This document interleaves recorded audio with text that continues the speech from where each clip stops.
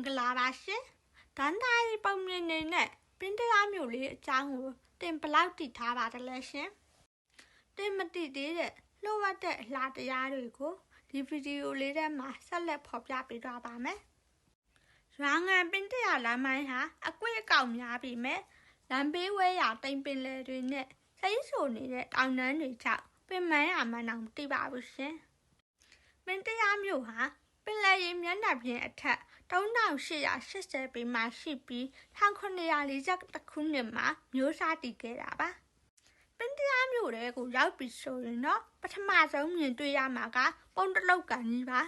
။ဒန်းတာရီထဲမှာတော့ကုမာပရမင်းသားကနတ်သမီး9ဖော်ကိုဖမ်းထားတဲ့ပင့်ကူကြီးကိုတပ်ပြီးပင့်ကူရပြီလို့အော်ဟစ်ခဲ့ရတာနဲ့ပင့်ကူရကနေပင်တရားဖြစ်လာတယ်လို့အဆိုရှိပါတယ်။ပင်တရားရောက်ပြီဆိုရင်မပြစ်မနေတွားမယ့်နေရာကတော့ရွှေဦးမင်တဘာဝဆိုင်ကူပါ။ဒီကူဟာတတန်းနှစ်တန်း200ရှိတဲ့ထုံးကျောက်ဆိုင်ကူကြီးဖြစ်ပါတယ်။ကူထဲမှာဖျားရောက်ပါတော့ပေါင်း8000ကျော်ကိုဖူးမြော်ရမှာဖြစ်ပြီးပကန်းအင်းဝကုန်းမောင်ထက်ကနေဒီနေ့ခေတ်အခါဖျားအလူရှင်တွေရှိခဲ့ပြီးခေတ်အဆက်ဆက်ပူဇော်ခဲ့ကြတာကြောင့်မြမဗုဒ္ဓဘာသာယဉ်ကျေးမှုပြတိုက်ကြီးတစ်ခုလိုပါပဲ။လိုင်ကူတွေကအေးမြရဲ့လေတူးနဲ့ဖျားစင်းလူတော်တွေကြားမှာရှောက်လန်းရတာဟာစိတ်ကိုတကယ်ပဲငြိမ်ချမ်းစေပါတယ်။ဂူအဝါကနေဂူအဆုံးအထိ490ပေရှည်ရပြီးဂူအဆုံးမှာတော့ပကံကိုရောက်တယ်ဆိုတော့လိုင်ကူအသေးလေးရှိပါတယ်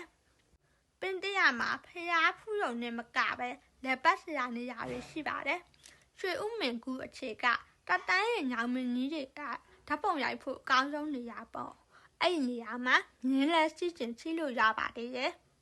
ပင်တရားမြို့မှာ9မိုင်ခန့်ကွာဝေးတဲ့ထဲတုံးကြီးရွာမှာကောလုံးစရာတော်ဖျားကြီးရဲ့ရုပ်ကလတ်တော်ကိုပူဇော်ထားရှိတဲ့လွမ်းစီဒီဆက်ဆံကျောင်းတော်ကိုလည်းတွားရောက်မှုရတင်ပါတယ်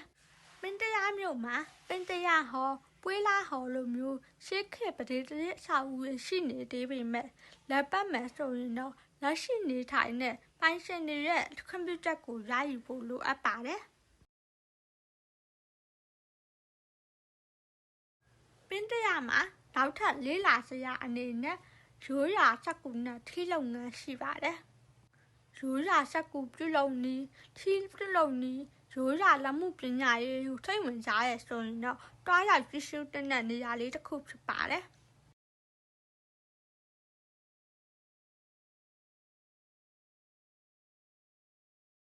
ဒန်းသားရီပုံမြင်နေတဲ့ကတနေရာဖြစ်တဲ့ဇော်ကြီးရေထွက်ကိုတွားလဲကြရအောင်ဇော်ကြီးရေထွက်အဖို့နဲ့ဇော်ကြီးရေထွက်အမပေါင်းကြည့်ပြီးဇော်ကြီးစမ်းချောင်းအစားပြုပါတယ်ဒီဇော်ကြီးရေထွက်ဟာကျောက်ဆယ်မြို့အထိစီးဆင်းနေတဲ့ဇော်ကြီးမြစ်ရဲ့မူရင်းရေထွက်ဖြစ်ပါတယ်ရှေးဘိုးဘွားတွေရဲ့အဆိုအရမောင်နှမတွေဒီရေထွက်ကိုတွားရမတင်ကြောင်းသိရပါတယ်ပင်တရားနဲ့အဒီတဝက်ကဒေတာကန်တွေဟာဇော်ကြီးရေထွက်မှာရေလာချိုးတာပျော်ပဲစားထွက်တာလှုပ်လှရှိပြီးပင်တရားထောင်းတာလို့လည်းခေါ်ကြပါတယ်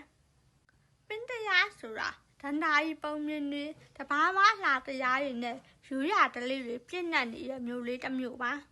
ပင်တရားမျိုးလေးအကြောင်းတင်မတိသေးတဲ့အချက်လက်တွေဒီဘလော့လေးထဲမှာပါသွားရဲ့လား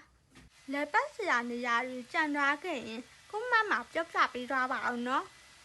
ဒီလိုဒန္တာရီဆန်တဲ့ပင်တရားမျိုးလေးကိုလက်ပတ်ဖို့အစဉ်သင်းဖြစ်ပြီလားကျမတို့ရဲ့ခရီးစဉ်ကိုဒီမှာခဏခဏရနာပါအောင်မယ်နော်နောက်ထပ်စိတ်လှုပ်ရှားစရာခရီးစဉ်တွေမှာပြန်တွေ့ကြပါမယ်အားလုံးပဲတာယာရဲ့ခရီးစဉ်လေးဖြစ်ပါစေ